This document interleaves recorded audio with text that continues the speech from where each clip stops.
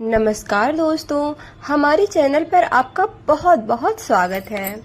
बचपन से अब तक हमारे लाइफ में हमारे खाने में बहुत सारी चीजें चेंज हो चुकी हैं, लेकिन कभी कभार नाश्ते में ब्रेड का शामिल होना ये तो अभी भी चेंज नहीं हुआ है। अक्सर हम रोजमर्रा के नाश्ते में ब्रेड की सैंडविच या ब्रेड पकौड़े या ब्रेड के और भी तमाम रेसिपी बना के तैयार कर लेते हैं, जो हमारे बच्चों को भी बहुत ज्यादा पसंद आती है। वैसे ये चीजें तो अनहेल्दी फूड के कैटेगरी में आती हैं, लेकिन फिर भी हम कभी कभार इसे खाते तो जरूर हैं। जब भी ब्रेड या पाव लेने की बात होती है तो हमारा दिमाग हमेशा मार्केट की तरफ भागता है। तो चलिए मार्केट में मिलने वाली इस रेसिपी को हम घर में बहुत ही आसान तरीके से बिना ओवन के बना के तैयार करते हैं। फ्रेंड्स, वीडियो पर लास्ट तक बने रहें और अगर रेसिपी पसंद आए तो इसे लाइक करना बिल्कुल ना भूलें। तो इसके लिए हमें सबसे पहले लेना है गरम दूध या गरम पानी। तो यहाँ पे मैंने 3/4 कप गरम पानी लिया है। पानी इतना गर्म है कि हमारी उंगली उसे सह सके। साथ ही हम उसमें 2 बड़े चम्मच साबुत चीनी डाल देंगे। तो गरम पानी में चीनी का यूज करें, नमक का यूज बिल्कुल ना करें, क्योंकि हमें ईस्ट को एक्टिवेट करना है। नमक ईस्ट को डीएक्टिवेट कर देता है। तो यहाँ पे मैंने लिया है 1 छोटी चम्मच इंस्टेंट ड्राई ईस्ट। तो यहाँ पे मैंने पूरा 1 चम्मच भर के थोड़ा सा ऊपर तक लिया है। नॉर्मल ईस्ट के मुकाबले इंस्टेंट ड्राई ईस्ट थोड़ा ज्यादा स्ट्रांग होता है, इसलिए हमें ज्यादा ईस्ट का यूज नहीं करना है। इसे एक बार अच्छे से मिला देंगे और 10 मिनट के लिए ढककर रख देंगे एक्टिवेट होने के लिए। यहाँ पर तब तक हम आगे की तैयारी कर लेते हैं। तो एक बड़े बर्तन में मैंने लगभग 2.5 कप के करीब मैदा लिया है और वजन में ये लगभग 350 ग्राम के करीब होगा। मैदे को मैंने पहले से ही चाल लिया था। अब इसमें 1/4 छोटी चम्मच के करीब नमक डालेंगे। साथ ही 1 बड़ा चम्मच इसमें चीनी का पाउडर डालेंगे। अगर आपको मीठी ब्रेड पसंद हो तो ही आप चीनी का पाउडर इसमें ऐड करें, नहीं तो चीनी का पाउडर ना डालें। साथ ही इसमें 2 बड़ा चम्मच रिफाइंड ऑयल या घी या मेल्टेड बटर आप इसमें डाल दें। अब सभी चीजों को एक बार हाथों की हेल्प से अच्छी तरह से मिक्स करेंगे। इसे मिक्स करने के बाद इसका टेक्सचर कुछ इस तरह से हो जाएगा। इधर हम अपना ईस्ट भी चेक कर लेते हैं। तो आप देख सकते हैं कि ईस्ट कितने अच्छी तरह से एक्टिवेट हुआ है। इंस्टेंट ईस्ट को हम डायरेक्ट आटे में भी यूज कर सकते हैं, लेकिन कभी कभी क्या होता है कि ईस्ट ज्यादा टाइम का होता है तो उसमें इस तरह से झाग नहीं बनती है। तो पाव बनाने के लिए या ब्रेड बनाने के लिए ईस्ट में इस तरह से झाग आना बहुत ही ज्यादा जरूरी है। अगर हम डायरेक्ट उसमें मिला देंगे और उसमें झाग नहीं आएगी तो हमारी पूरी ब्रेड या पाव खराब हो सकते हैं। तो इस तरह से इसे मैंने पहले एक्टिवेट कर लिया है। तो आप देख सकते हैं कि इसमें कितने अच्छी तरीके से झाग आया हुआ है। इस तरह से झाग आना बहुत ही ज्यादा जरूरी है। अब पूरे झाग को वापस से उसी में मिला देंगे और ईस्ट को जो हमने मैदा तैयार किया था उसमें पूरा डाल देंगे। अब सभी चीजों को हाथों की हेल्प से अच्छे से मिला दें। इसे अच्छे से मिलाने के बाद ये बिल्कुल सॉफ्ट और स्टिकी डो के फॉर्म में आ जाएगा। हमें इसका स्टिकी डो ही बना के तैयार करना है, तभी रिजल्ट बहुत ही अच्छा आता है। अगर डो हमारा स्टिकी नहीं है तो इसे पानी या दूध डालकर थोड़ा सॉफ्ट कर लें। अब हमें डो को अच्छे से मलना है।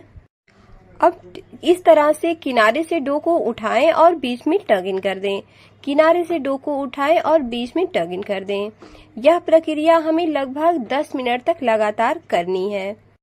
इस बीच यह हाथों में बहुत ही ज्यादा चिपकेगा, तो हाथों में थोड़ा थोड़ा तेल लगाते हुए इसे इस तरह से अच्छे से मसल लें।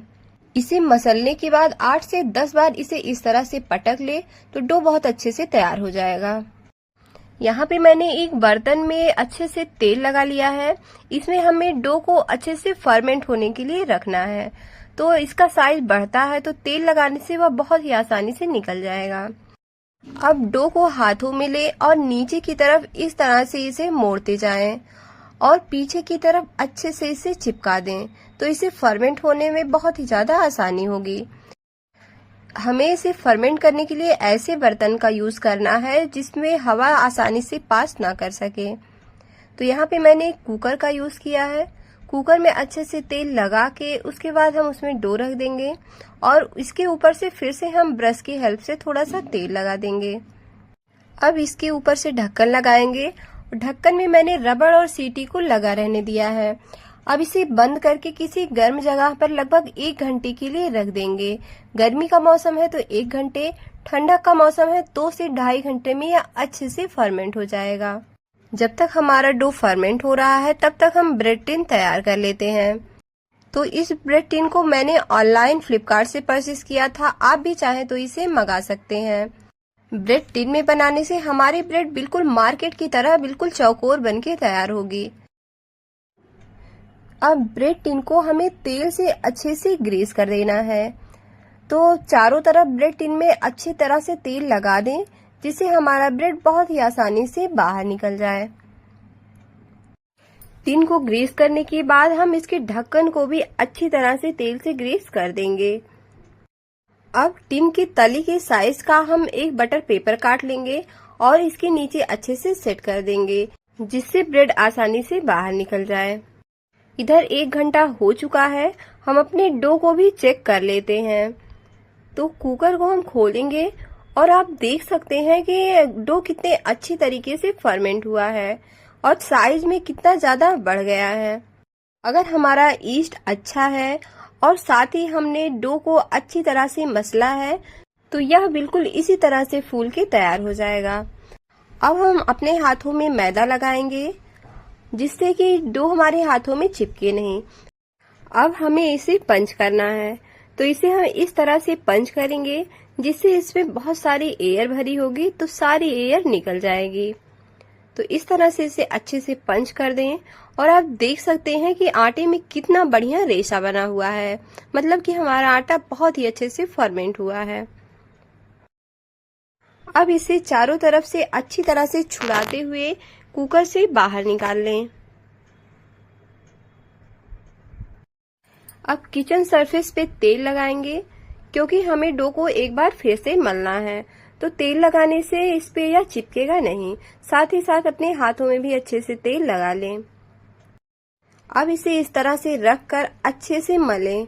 तो लगभग 2 मिनट तक ये मलने की प्रक्रिया हमें करनी है जिससे इसके अंदर थोड़ी बहुत जो बची हुई एयर होगी वो निकल जाएगी।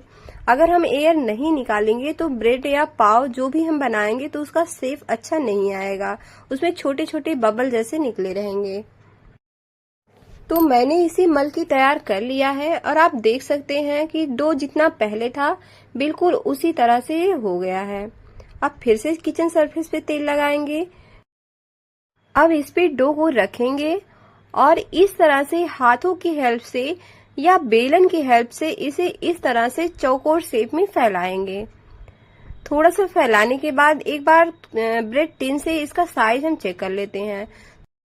तो ब्रेड टिन की लंबाई जितनी है इसे भी हमें उतना ही लंबा चौड़ा बना के तैयार करना है।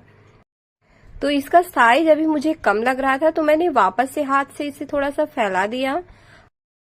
तो बस जब यह टिन के साइज का फैल जाए तो बस उसे वहीं तक फैलाएं।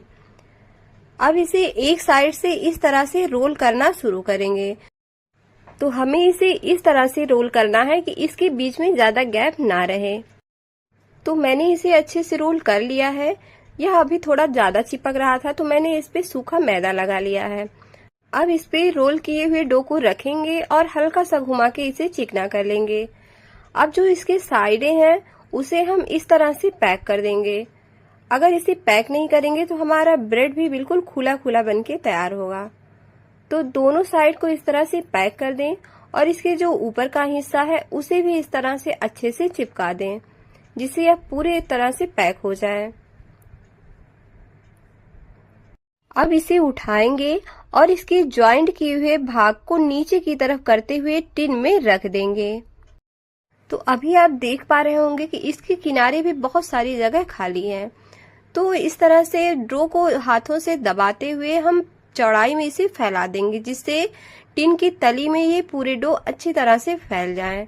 तो आप देख सकते हैं कि मैंने किस तरह से इसे फैलाया है। जब इस तरह से ये फैल जाए तो इसके ऊपर हम अच्छे से तेल ब्रश कर देंगे और इसे ढककर आधे घंटे के लिए साइड में रख देंगे। जिससे यह फूल कर साइज में बढ़ जाएगा। जब तक यह फूल रहा है तब तक यहाँ पे हम इसे बेक करने की तैयारी कर लेते हैं। तो यहाँ पे मैंने एक भगोना गैस पे चढ़ा दिया है। अब उसमें हम डालेंगे नमक। तो आज हम ये ब्रेड जो है आपको भगोने में बना के दिखाएंगे, क्योंकि सबके घर में तो ओवन नहीं होता है, लेकिन ये सारी चीजें सबके घर में जरूर रहती हैं।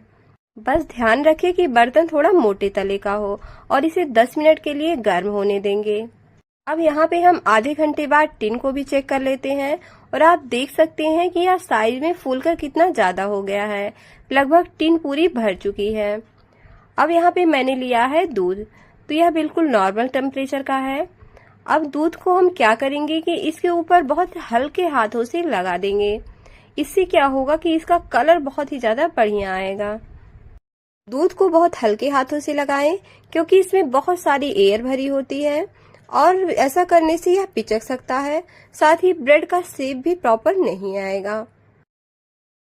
यहाँ पे मैंने दूध लगा के तैयार कर लिया है। अब वापस से हम इसका ढक्कन लगा देंगे। ढक्कन लगाने से यह बिल्कुल चौकोर बन के तैयार होगा और इसका शेप बिल्कुल मार्केट के जैसा लगेगा।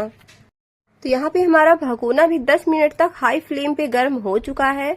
अब इसमें हम एक स्टैंड रख देंगे और उसके ऊपर हम टिन रख देंगे और इसे इसके ढक्कन से अच्छे से कवर कर देंगे। स्टार्ट में 2 से 3 मिनट के लिए फ्लेम को हाई रहने दें, उसके बाद फ्लेम को मीडियम कर दें और 20 से 25 मिनट तक इसे अच्छी तरह से बेक होने दें। 20 से 25 मिनट में यह अच्छे से बेक हो जाता है। 20 मिनट बाद इसे एक बार चेक कर लें। कभी कभी क्या होता है कि इसका कलर अच्छा नहीं आया रहता, तो अगर कलर अच्छा ना आया हो तो इसे 2 से 3 मिनट और रहने दें। लेकिन मैंने इसे बेक करके तैयार कर लिया है और आप देख सकते हैं कि इसका कलर भी कितना परफेक्ट आया हुआ है। निकालने के तुरंत बाद हमें इस पे घी या बटर अच्छे से ग्रेस कर देना है। इससे एक तो इसमें अच्छी शाइनिंग आ जाएगी, दूसरे इसका टेस्ट भी बहुत अच्छा आएगा और साथ ही साथ यह बहुत सॉफ्ट हो जाएगा। अब यहाँ पे मैंने एक कॉटन के कपड़े को अच्छे से भिगाकर उसका पानी निकाल लिया है और उसे ढक कर लगभग 10 से 15 मिनट के लिए छोड़ देंगे, जिससे इसमें भाप बनेगी और ब्रेड हमारा और भी ज्यादा सॉफ्ट हो जाएगा। थोड़ी देर बाद इसे हटाएंगे और वापस से इस पे घी या बटर को फिर से लगा देंगे। अब इसे थोड़ा ठंडा होने दें। जब यह ठंडा हो जाए तो इसके किनारों को इस तरह से चाकू की हेल्प से या किसी चम्मच की हेल्प से छुड़ा लें। पूरी टिन में मैंने बहुत ही अच्छे से तेल लगाया हुआ था, जिससे यह बिना किसी परेशानी के आसानी से इससे बाहर निकल जाएगा। अब इसे हम बाहर निकाल लेंगे। तो इसे इस तरह से उल्टा करेंगे और इसकी तली में हल्का सा थपथपाएंगे, तो आप देखेंगे ये कितनी आसानी से बाहर निकल जाएगा। तो आप देख सकते हैं कि यह कितने अच्छे से बेक हुआ है। अब इसके बटर पेपर को हम हटाएंगे, ये भी बहुत ही इजीली बाहर निकल जाता है।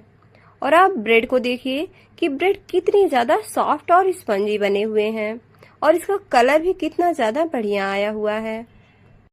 मैं आपको इसे दबा के भी दिखाती हूँ कि इसे कितना भी दबाओ ये वापस से अपनी शेप में आ जाएगा। मतलब कि ब्रेड बहुत ही ज्यादा स्पॉन्जी बना हुआ है, बिल्कुल बेकरी के ब्रेड के जैसे। आप इसे बीच से प्रेस करेंगे, साइड से प्रेस करेंगे, कहीं से भी ये ब्रेड दबेंगे नहीं, वापस से ये तुरंत अपनी शेप ले लेंगे। अब ब्रेड को हम काट लेते हैं। तो ब्रेड को जब भी काटे तो ध्यान रखें कि चाकू हमें दांते वाला लेना है, इससे ब्रेड बहुत ही अच्छे से कट के तैयार हो जाएगा। सिंपल चाकू से भी यह कट जाएगा, लेकिन थोड़ी सी काटने में दिक्कत आएगी। तो हल्के हाथों से इस तरह से ब्रेड के स्लाइसेस करके तैयार कर लें। ये इतनी ज्यादा सॉफ्ट और स्पॉन्जी बनके तैयार हुए हैं कि बिना किसी मेहनत के आप इसे आसानी से काट सकते हैं। मैं आपको ब्रेड के स्लाइसेस को भी दिखाती हूँ कि इसमें कितनी ज्यादा बढ़िया जाली आई हुई है और इसका टेक्सचर भी बिल्कुल मार्केट वाले ब्रेड के जैसे है और साथ ही इसका टेस्ट भी बहुत ही ज्यादा अमेजिंग आया हुआ है। आप इसकी एक एक जाली देखिए कि बिल्कुल आपको देख के लगेगा ही नहीं कि मार्केट वाली ब्रेड नहीं है। किसी को भी आप खिलाएंगे, किसी को आप दिखाएंगे तो वो देख के बिल्कुल भी विश्वास नहीं करेगा कि इसे आपने घर में बना के तैयार किया है और बिना ओवन के बना के तैयार किया है। तो ब्रेड या पाव कुछ भी लेने की जब भी बात आती है तो सीधा हमारा दिमाग मार्केट की तरफ ही जाता है। तो आज से आप मार्केट के ब्रेड और पाव खाना बिल्कुल बंद कर दीजिए, क्योंकि मार्केट की जो भी चीजें होती वो बहुत अनहेल्दी तरीके से बनाई जाती हैं। साफ सफाई का बिल्कुल भी ध्यान नहीं रखा जाता है। वैसे तो ब्रेड, पाव या जो भी बेकरी की चीजें मैदे से बनी होती हैं वो अनहेल्दी फूड की कैटेगरी में ही आते हैं, लेकिन इसे हम घर पे बनाते हैं, अपने हाथों से बनाते हैं, तो हमें विश्वास होता है कि ये हमने अच्छे तरीके से बनाया है। तो कभी कभार ये चीजें हम बना के खा सकते हैं। आप इस ब्रेड को और हेल्दी बनाने के लिए इसे गेहूं के आटे से भी बना सकते हैं, या इसमें आप मल्टीग्रेन आटा भी यूज कर सकते हैं, जिससे यह और भी ज्यादा हेल्दी हो जाएगी। लेकिन अगर आपको बिल्कुल बेकरी के जैसा ब्रेड बनाना है तो आप इसमें मैदे का ही यूज करें। आप एक एक ब्रेड के स्लाइसेस को देखिए कि कितना परफेक्ट इसका कलर, टेक्सचर, टेस्ट और कितनी परफेक्ट इसमें जाली आई है। साथ ही साथ ये बहुत ही ज्यादा सॉफ्ट और स्पॉन्जी हैं। नॉर्मली हम मार्केट वाली ब्रेड से जो भी चीजें, जो भी रेसिपीज घर पे बनाते हैं, वो सारी रेसिपीज इस घर पे बनी हुई ब्रेड से हम तैयार कर सकते हैं बिना किसी झंझट के। तो जब भी आपका ब्रेड खाने का मन हो तो इस तरह से फटाफट आप ब्रेड बना के तैयार कर सकते हैं। सेम इसी प्रोसेस से आप इस ब्रेड को कढ़ाई में या कुकर में या ओवन में भी बना के तैयार कर सकते हैं। बहुत ही परफेक्ट बन के तैयार होगी। बचपन से अब तक की कुछ ऐसी चीजें जो हमने मार्केट से ही खरीद के खाई हुई हैं, उसे जब हम घर पे बना के तैयार करेंगे तो हमें खुद पे भी विश्वास नहीं होगा कि हम किस तरह से हमने इसे घर में बना के तैयार कर लिया है। मैं आपको ब्रेड के किनारों को दिखाती हूँ कि ये कितने बढ़िया तरीके से बेक होके तैयार हुए हैं। इनका कलर कितना अच्छे तरीके से आया हुआ है। साथ ही मैं ब्रेड को आपको दबा के भी दिखाती हूँ कि कितना भी दबाने पे ये बिल्कुल भी टूटेंगे नहीं और इतनी ज्यादा स्पॉन्जी है कि ये वापस से अपनी शेप ले लेंगे। तो फ्रेंड्स, आपको ब्रेड की ये रेसिपी कैसी लगी कमेंट करके जरूर बताएं। साथ ही अगर वीडियो पसंद आए तो इसे लाइक करना बिल्कुल ना भूलें, और मेरे चैनल पर आप अगर नए हैं तो मेरे चैनल को भी जरूर सब्सक्राइब करें। साथ ही मुझे इंस्टाग्राम पर भी फॉलो करें।